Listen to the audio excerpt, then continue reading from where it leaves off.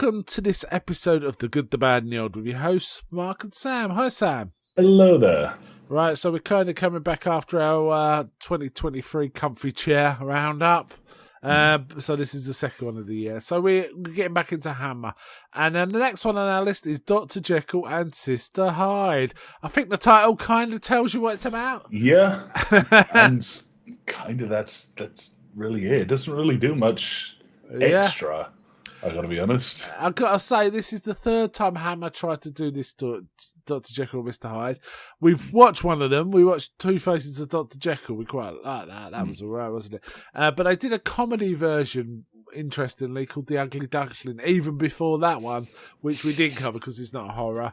But I have seen it, and it's all right. It was a flop at the time, but it's its plot is almost exactly the same as the Jerry Lewis film, The Nutty Professor. In that one, you know, there's a nerdy guy who drinks stuff and he becomes like a cool, tough guy. It's all that. This one obviously becomes a woman. Okay.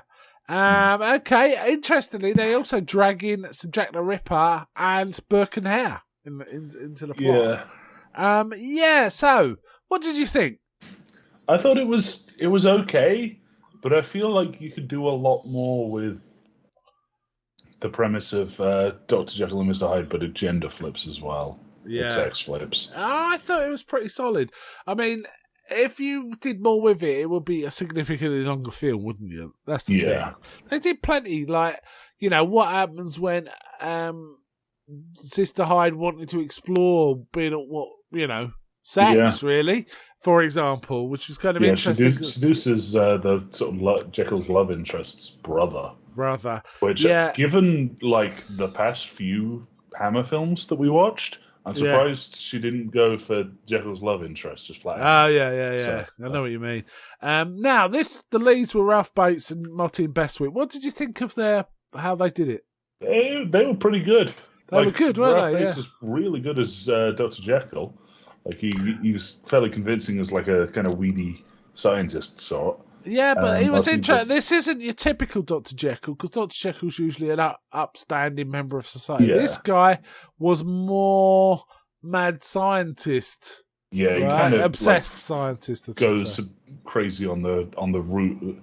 It's it's all paved with good intentions sort of thing. He's trying to create the cure for everything. And he explains all this to a professor, doesn't he? And then the professor points out, by the time you've cured everything, you'll be dead, you know, because it'd take him 2 years to do cholera, 2 years to... And then suddenly flips entirely to, I must find the elixir of life so I can continue living to do my work, right? And he also figures women seem to age better than men. They last longer, they keep their hair, they basically live longer. And for some reason, he then becomes obsessed with female hormones as like the elixir of life. But women still die, so it's a bit weird. Like they try and explain it briefly as women live longer, so maybe this will help you figure it out. And so, and it becomes obsessed with hormones. I'm not even sure hormones was a thing in Victorian times. I'm not even sure when hormones came out. He certainly talks about viruses, and that wasn't a thing. When this was when he talks about antiviral agents and all this, that, and the other. So, but he's also dealing to do his experiments. He's having to cut up corpses, which is basically there's an intermediary guy who's really sketchy, who also deals with Burke and Hare, who, you know, we know about Burke and Hare. They were in Scotland, weren't they, for a start? Yeah. But anyway, they're in London now, and they basically kill people on order, right? That's what Burke and Hare used to do. Now, the sketchy guy, at one point, there's a really skeevy bit where Dr. Jekyll's looking around like a mortuary with this skeevy guy, and he uncovers a woman, looks at her, and the guy says, "Oh, I hope you don't pick her. She's, I really like her company," or something like that. It's like, it's really gross. Yeah, that actor's played by Philip Maddock, who's in a lot of other stuff, but not so much in Hammer. I should say this was also written by Brian Clemens, I think it was his first Hammer film he wrote.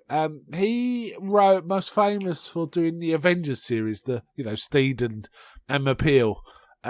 He did all of that. He did loads of that. He certainly was the showrunner, but he also wrote a load of them. And he does. We are going to meet him again because he writes the quite interesting film Captain Kronos Vampire Hunter was one of his, which he intended to be the first of a series actually. But we'll come to that when we come to it. But Brian Clemens was the writer on this, directed by Roy Wall Baker. What did you think of the direction? It was. The direction didn't really stand out as anything to me. I thought it was pretty solid. I mean, Terence Fisher's always like the best Hammer director, but Roy Wall Baker does a good job. I thought he got some good moodiness. I have to say, there were some shots in here that I thought, you know what, you could take that as a frame and hang on a wall. Particularly how he shot the blind fella at the end. He looked almost comic book shot. Do you know what I mean? They're just so very stylish, very stylish. I also liked how they evoked the Victoria. They were a bit more careful about evoking Victorian London, I think. What do you reckon? I don't know. It's kind of feeling like it's the same city set that we've seen quite a few dozen times at this point. It definitely it's is. Just it's the same costumes to blend together. Yeah, but they had a few extras, like for example, in the pubs there was a woman who was singing. I think they were trying to tap into Oliver there, which came out 3 years before. There was definitely a bit of that. And also I like things like the town crier, who was crying about news and they didn't have to do any of that in this film. It wouldn't have made any difference. But they were trying to do a bit to give it some authenticity, which, okay. And I have to say, a few of the Cockney accents were well off. Some of them most of them were fine, but there was a few that were like, oh, that sounds like someone trying to do Cockney, not actual Cockneys. Which is interesting because the studio's in London. Surely they could cast. Yeah, I feel London like you'd be able to get like a lot of people with Cockney accents to do this. I also think what happened to Burke and Hare is pretty great. Not that they didn't deserve it. Yeah, we see one of them just hanging just by his feet, and the other one basically they throw him in the lime pit, in the lime house presumably, where there's a lot of lime in. I can't remember what lime is, but it's basically caustic. Alkali, right? And they throw this bloke in and it gets in his eyes and it's like you get a massive close up of his red eyes, which is great. And then he becomes the blind man who is aware of, because he was Burke and Hare and he was selling stuff to Ralph Bates, who would do a very specific operation for his studies. He became aware the women being killed by Jack Ripper was having the same thing done to them, and he mentions it near the end, doesn't it? Which is how. That's how they catch him. So I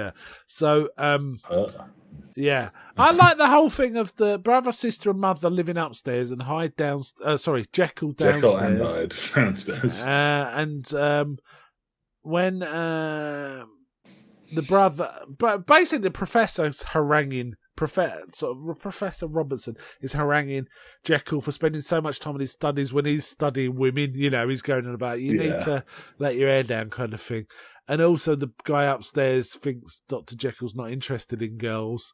No, but then it's not quite clear whether he thinks he's just like a lonely shut-in sort of thing. Yeah. Or if you think something further of him. But there's an implication that he thinks he might be homosexual, right? Yeah. But it's not said as much. But then he actually goes down to Dr. Jekyll's at one point as Dr. Jekyll's basically refined some formula and turns himself into a woman. Interesting, because I think Ralph Bates and Martin do look similar, especially around the eyes and the forehead.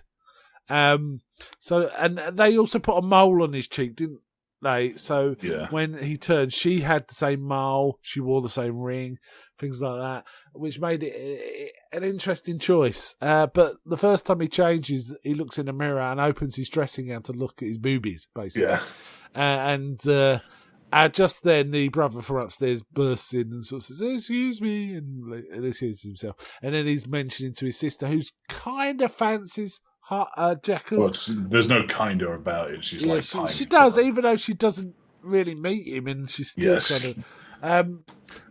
he says, "Oh, I'll take it all back. He's got a lady down there," and like his sister is well miffed about this. But then we find out she's presented as his sister, isn't she? And he even refers to her now and again as Sister Hyde. So getting the film title.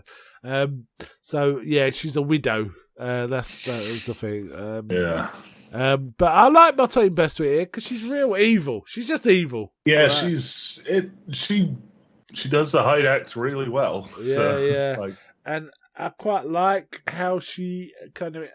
the weird thing is he wears this dressing gown, which is kind of a unisex dressing gown. They both spend quite a lot of time wearing this dressing gown. Did you notice that? Kind of... in it. It's got a Burberry kind of tartan on the collar and stuff like that. But there is one point where he's talking about his researching it to extend enough to the professor. And he says, yes, you see this fruit fly, it should have lived for a couple of hours. It's been alive for 3 days, which would make it, in human terms, 200 years old. Yeah. And and then Jekyll says something like, I'm interested to see what the effect will be on a female. And Professor Robertson says, yeah, it is a female. He goes, no, it's a male. He says, no. Well, what laid these eggs then?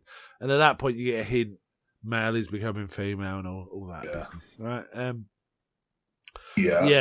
So there's Jekyll's still going out and killing women to get his. But now Burke and Hare aren't on the scene. He actually goes out on the streets, and it's Jack the Ripper. It's Jack the Ripper. And indeed, Martine Bestwick kind of is lurking around too, because at one point he's walking around London. He sees a thing saying looking for a tall man with a dark cloak. Immediately goes home and burns his cloak. And then Mrs. Hyde is basically becomes the lurking on the streets. Then it's kind of fun, kind of interesting, because Jack the Ripper did do quite weirdly surgical things to his victims. It has to be said. And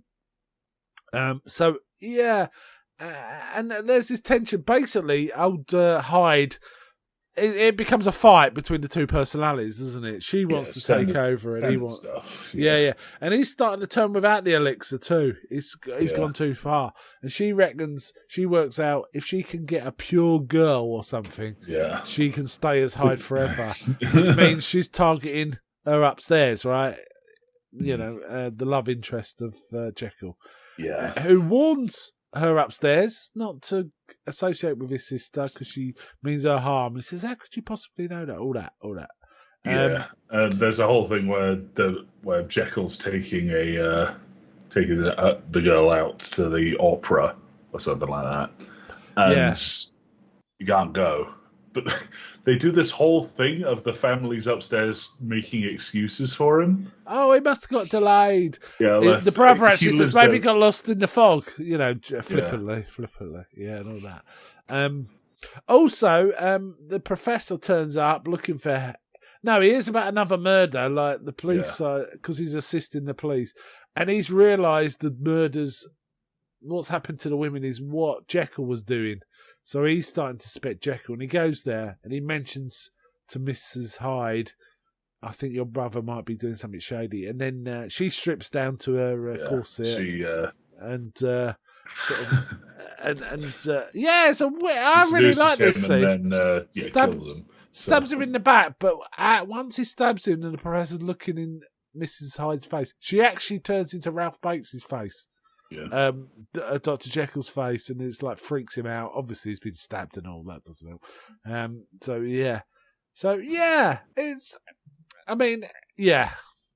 it ends. It ends with them like the internal. They do the whole like the internal struggle becomes external. Yeah, and when they fall off a building and die, it's almost split down the middle. Dr. Jekyll's one side and Mrs. Hyde. A bit of a rebus. Not a great bit of makeup, but you can kind of see. In the meantime, the crowd, there was a torch-wielding mob kind of chasing him too, because the blind guy had revealed he had a customer who would do something like that to the corpses he provided. I really like the whole stuff with the blind guy just wandering around being a troublemaker. I think that was quite cinematic and quite cool. Actually, that for me was the coolest bit of the film, and it's quite near the end, isn't it? I mean, because he's not blind. You don't see the blind guy till like the last 10 minutes, is it? Would you say? Yeah, something like that. Yeah, I can't remember exactly when it switched, but yeah. Yeah, it's funny how also Dr. Jekyll gets enraged by little things like a set of clothes comes, but they're women's clothes, and he gets really mad, and he realises, and then his love interest says, "Oh no, your sister ordered this." I also like how the dialogue is all like, "Oh, she's my sister." Yeah. Things like that, and no one picks up on it. Couldn't have tried any harder there, buddy. The music was kind of interesting. It wasn't the usual bombastic Hammer stuff. It was kind of much more lightly orchestral. Honestly, if you had to tell me, like just put the film in front of me without any like credits and said like who made this, Universal or Hammer, I'd said Universal. Yeah, it felt less Hammer than usual. So. Yeah, I mean one thing that Hammer always gets right is the costumes. They were pretty good. But yeah, you're right. I think they only used about 3 sets, and I just kept reusing them. I kind of like the thrust of the story. It could have been done more with it. You're quite right, but I kind of like the fact. I think that the casting was the strongest bit of the two central leads. That worked quite well because you kind of believed Dr. Jekyll and Mrs. Hyde was one person. Yeah. And Martine Bestwick has not had many lead roles. She's almost always a secondary character in something.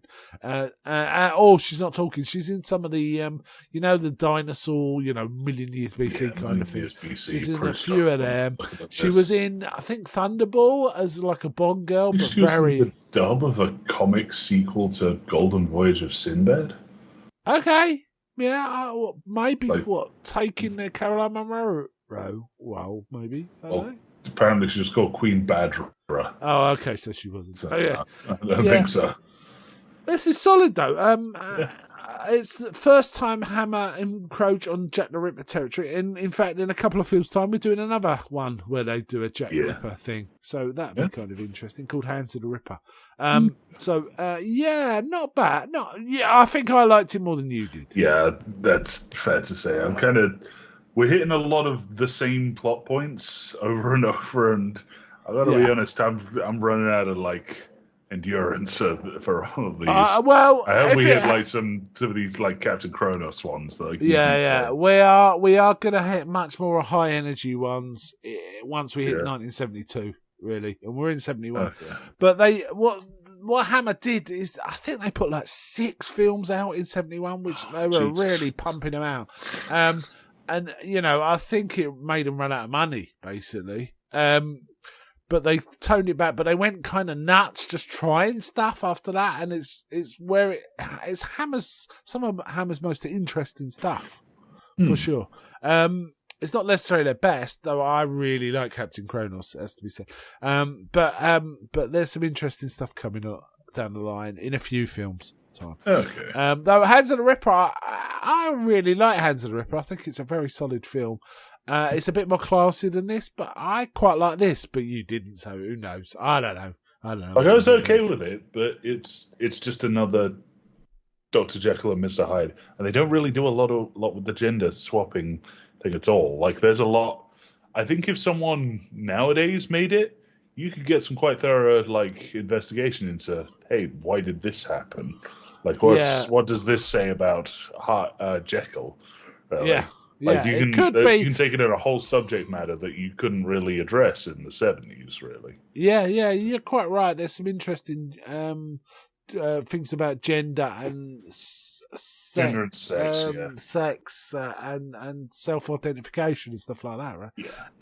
There is I think there was quite recently a female version of this, but it wasn't male to female. It was a female Jekyll and a female Hyde. So just making it female rather than male. So I'm not sure it would have added. It may have.